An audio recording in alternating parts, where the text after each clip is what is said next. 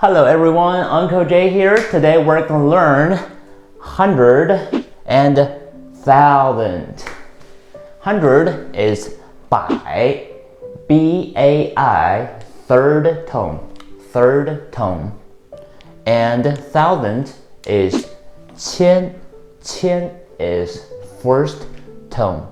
We have learned how to count from 0 to 100. If you don't remember, you can go back to our former videos and review. Today we're going to learn some larger numbers. First, I would like to explain why they look like this and how to write the characters properly, and then we're going to practice how to read larger numbers. Everything you need to know about larger numbers is going to be covered in this video. Okay, let's take a look. 百 is actually based on another character called 百, like this. 1, 2, 3, 4, 5. And then the pronunciation is the same, B-A-I, second tone, 百. So if you watch our former videos, you would know that 百 means white. So for 百, you just need to add a stroke here, look at here, on top of 百, like this. Then they're together. This is 百. And the right order to write a Chinese character is from top to bottom, left to right. So for this 百, when you write it, please follow Uncle Jay. I will show you how to write this character. 1, 2, 3, 4, 5, 6. 百. When you pronounce this third tone, it's a little bit tricky. Look at my head. It goes down first, then goes up. 百, 百, 百. So that's it. The second character is this one. 千 means thousand. 百 means hundred. Thousand is 千. 100 is 千. But how do we connect these two together? There's no way. When the ancient Chinese people, they were trying to figure out a character for thousand, it was really hard. But what they noticed is that the ancient money was made of shells. So they get a bunch of shells and use a string to connect them together and tie it up around their waist. So this one round is about $1,000. So what they did is just to simply draw a human. A little human here. See, a head, arm, this human. I'm not really good at drawing, but this makes sense. And then here's the money. You put around the money here. That's 1,000. So later on, you see the top part became a left falling. And then the money is a stroke. Sorry, this is not very straight. Let me write it again. The middle is a stroke. This is the money, and then this is their body. That's 千. So the ancient way is that 1,000 is this, 2,000, another one, 3,000, another one. But in modern way, we just count them. We have unit numbers to connect them together and count them. So normally, 1,000 is about 4 digits. So the Chinese way of counting digits is from the left to right. We can see 千, 百, 十. 十 is 10. We already explained it in our former videos. And 个. 个 is the single unit from 0 to 9. That's called 个. Ge, fourth tone. Ge. 千, 百, 十, 个. 1,000, 100, 10, and then single digit unit. For example, 1,000, 100, 110, and 1. 1,111. But in the Chinese, they just count. They just count how many thousands, how many hundreds, how many tens, and how many ge's. This is called ge. So in this case, 1,000, 100, 110, and 1 ge is called 1,110,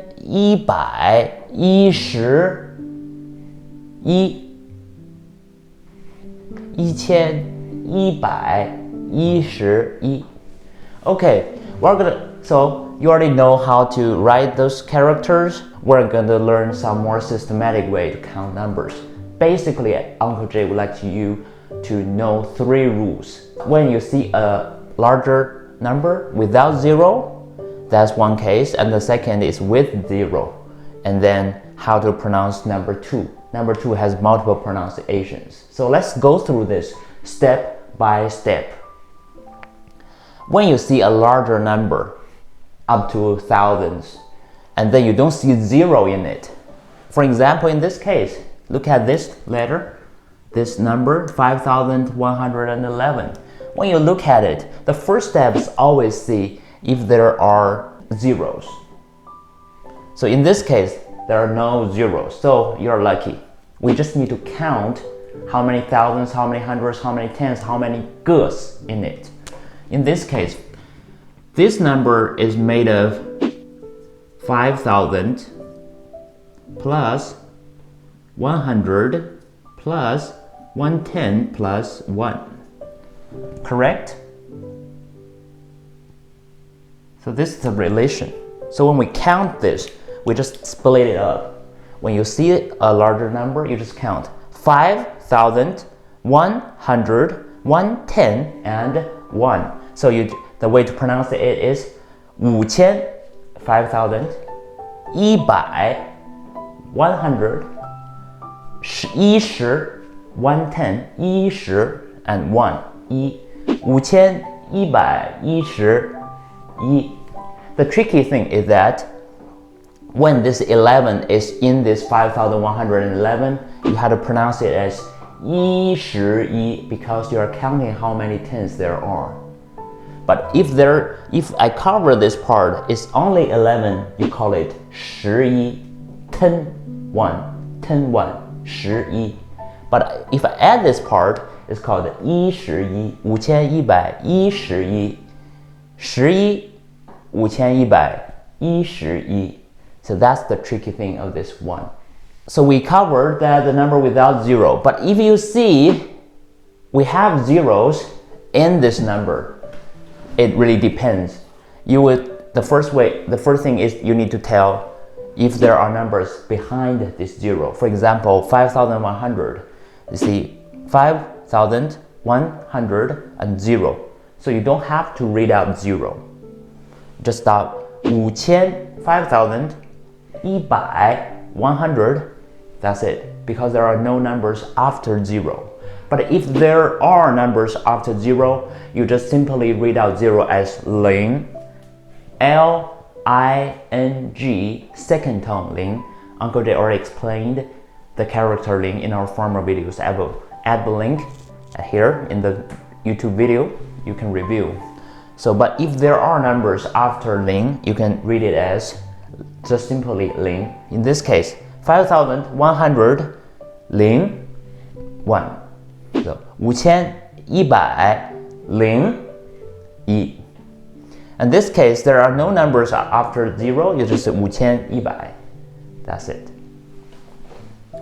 And the third tricky thing is this number 2. Number 2 has 2 pronunciations. One is R. Uncle Jay already explained R can mean silly in our former videos.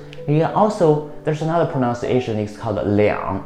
Sometimes people mix them. They use R and liang interchangeably. But the general rule is that 200 is the boundary to divide how to tell R or liang. If the number is less than 200, you should use R. If the number is larger than 200, it's called liang. But when it's 200, you can use both. In this case, 20 is less than 200, 20. 200 you can use both, 200 or 200. 2000 is larger than 200, you have to use 2000. Okay, want to do a quicker review of how to count numbers. First, see if there are zeros. Second, see if there are numbers after 0. And third, how to see if there are 2s. Let's practice some easier numbers. This one, are there zeros in it? Yes, there are. Are there numbers after 0? Yes, there are. Then we have to read 0 as ling. How many thousand? 3. 3002. Look at this number. Are there zeros in it? No. So you're lucky. How many thousands? 9. 9000. How many hundreds? 8. 800. How many tens? 1. 10. How many sevens? 7. Okay. 7. 9817. That's it. In this case, are there zeros in this? Yes. Are there numbers after zero? No. So you don't have to read out zero.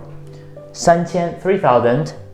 200, 200, or you can say 3200, 3200, because 200 you can use both. You can use both. 3200 or 3200. This case, are there zeros? Yes, there's one zero. Are there numbers after zero? Yes. Then you read zero as 0. How many thousands? 9, 9000, 100, 100. 0, 5. So that's it. Okay, I'll practice maybe one more. 202. How to pronounce this one? 200, 200, or 200. Are there zeros? Yes, there are zeros, and there's a number after zero. So you should read zero as 0, 200, 0, because r, this 2 is less than 200. I have to read it as r. You cannot read this 2 as 2. 202 or 202, because this 200 you can read it as r or 2. For this 2, read it as r or 2.